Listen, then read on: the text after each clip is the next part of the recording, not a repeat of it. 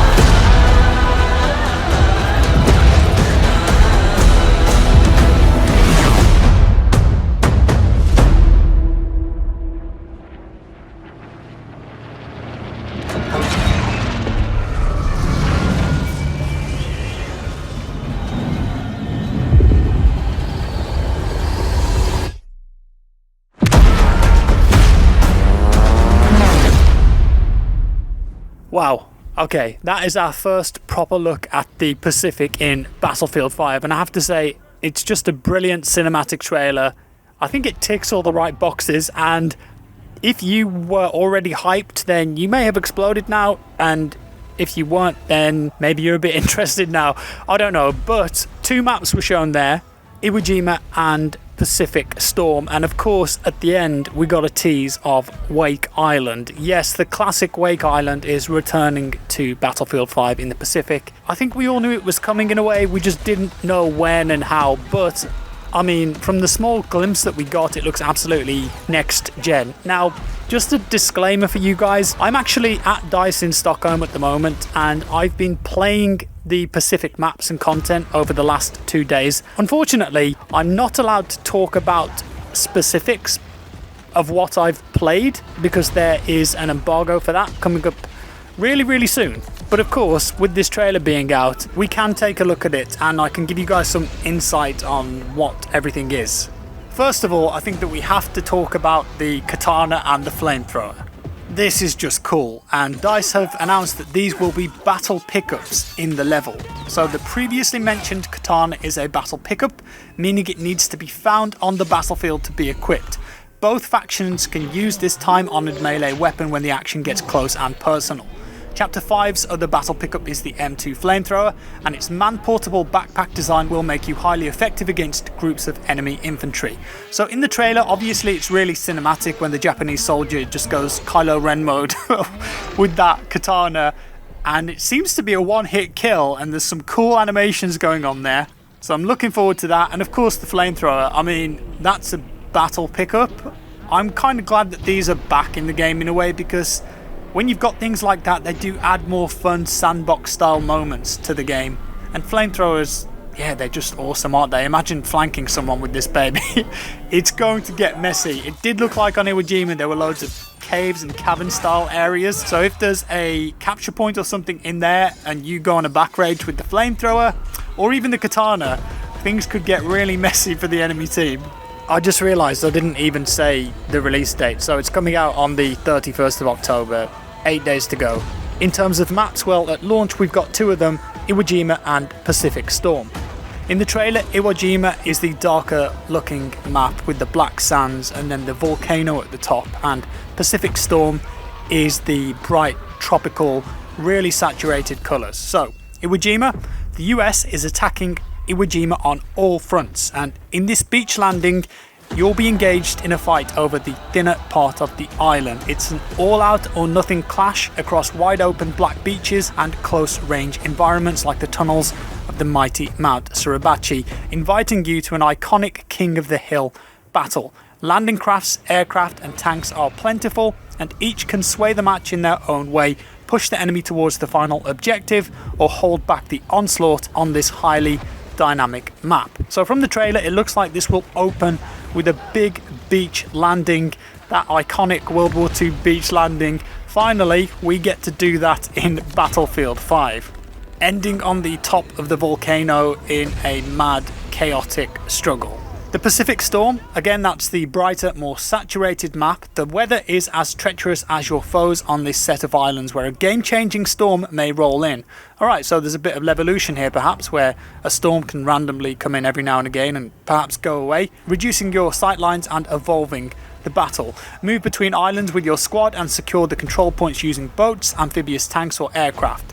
As you attack or defend across land, air and sea, stay on your toes. You never know what's around the next ridge. Fans of Battlefield 4 will see shades of the classic map Paracel Storm in the world of possibilities offered through Pacific Storm's layout. So lots of island hopping on this map. Iwo Jima seems to be very horizontal and flat and frontline, whereas Pacific Storm, there's lots of boats as you saw in the trailer. There's the smaller Japanese boat which looks really fast but perhaps weak, and then you've got the Higgins boats on the US and various other modes of transport. I'm sure at some point there was an amphibious tank of some delineation in there too. And then finally Wake Island coming in December, arguably the most legendary map since the dawn of Battlefield. Wake Island arrives to Battlefield 5 in reimagined form in December. The map's iconic horseshoe-shaped layout ensures dynamic changes to where the action will be through the airfield and other areas, granting vehicle access are sure to be constant focal points. Keep on the move to win the battle. Use fortifications to create choke points and lure enemies into kill boxes. Do everything it takes in this war-ridden tropical setting to conquer the island, the skies and the waves. Wake Island, I don't think they will change the layout much at all, to be honest with you, but they did make a note of the fortifications there, so perhaps Wake Island will have some unique fortifications on it. New weapons, of course, in the trailer. We saw the Grand. I mean, come on, it's a Grand. We got the ping, we're here for it. In Chapter 5 you will wield classic World War II firearms and anything in between. We've also got the Type 99 Arasaka, and that's for the Recon class, and that weapon is based on one of the strongest military bolt-action rifles ever manufactured. That's a Japanese rifle. I'm assuming it will be quite powerful on the Recon class. The Medic class players will be able to deploy with the Type 100, and that's a Japanese SMG which will come in handy in close quarters thanks to its insane rate of fire and control. Finally, there's the powerful M1919A6, and that's a medium machine gun for the support class, belt fed and obviously suppressing enemies from medium to long distances. And in a news post they said that with these guns you'll be able to unlock and choose the right specializations to make it fit your playstyle. Now if you've noticed with the more recent additions to BF5 in Tides of War with the guns, they've tried to offer different styles for each spec tree on the left and the right, and I'm hoping that they dive into that a bit more with this pack. And then they go on to say that as the Pacific Tides of War continue, we're also getting the M3 Grease Gun, the Nambu Type 2A, the Type 97 LMG and the M1918A2. Also handed out as chapter rewards are the Jungle Carbine, that will be added to your arsenal. The same goes for the Type 94 and the Model 27 sidearms. Finally, Tides of War will expand the Assault class's arsenal with an explosive gadget, the tank busting lunge mine, and we saw that in the trailer. It looked like it one-shot killed a tank, but I don't know if that's just for cinematic purposes maybe, but I assume that if you manage to get that into a tank, it's going to do a ton of damage. New vehicles, of course, too. We saw the M4 Sherman in there, and that's a medium tank for the US with sturdy armor and decent speed. Use the main cannons, machine guns, and sheer massiveness of this steel beast to support your team and win the objective. And we saw a flamethrower variant of that in the trailer. Looks incredible. Obviously, it's got a much longer range probably than the battle pickup flamethrower. That will be quite toasty indeed. The Japanese equivalent is the Type 97, and that's a tank with similar characteristics, and you can take the 57mm main tank gun or higher caliber cannons if you've unlocked them in specializations to take care of the invading forces and wisely using smoke and repairs to survive. And then we've also got the LVT and the Kami, which are light amphibious tanks. They will allow you to cross both land and sea, giving you new strategic options. In terms of airplanes, well, the US company will be able to pilot the F4U Corsair, cool looking plane, which comes in both a fighter and bomber variant. And from the clip at the end, it looks like that this will be able to drop some kind of gliding bomb. That's new. It looks like DICE are really going to town here with the specializations. And the Pacific Airspace for the Japanese will get the Zero Fighter, which comes in the same two variants. Obviously, there are two new factions here as well, right? US and Japan, if you didn't realise that.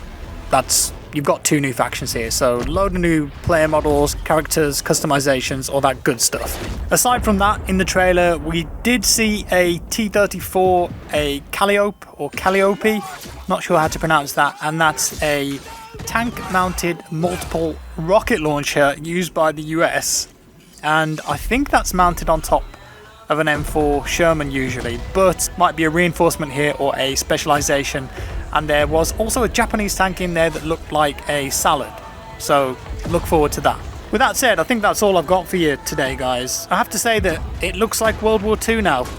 It actually does, and it's releasing soon, so amazing. And I've said it before, but I feel like this could really be a turning point for BF5. I hope so. With that said, let me know your thoughts down in the comments below, guys. Thank you so much for watching. If you liked this video, leave a like. If you didn't, a dislike. Subscribe for more, and I'll see you in the next one.